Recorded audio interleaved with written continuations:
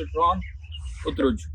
بڑا لیمو جس کو سنترا بھی ہم کہہ سکتے ہیں، اس طریقے کی چیزیں، سٹرس کی جو چیزیں ہیں، نبی علیہ الصلوۃ والسلام نے فرمایا، مسلم شریف بخاری شریف کی روایت ہے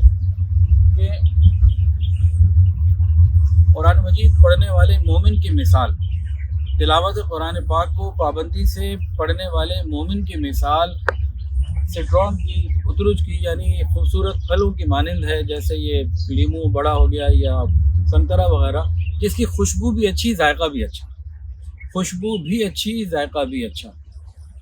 اور جو مومن تلاوت قرآن مجید نہیں کرتا، ایک اور جگہ اس کا ذکر آیا کہ اس کی مثال کھجور کے درخت کی مانند ہے کہ ذائقہ تو اچھا ہے لیکن خوشبو نہیں ہے، پھیل نہیں رہا۔ اور جو منافق ہے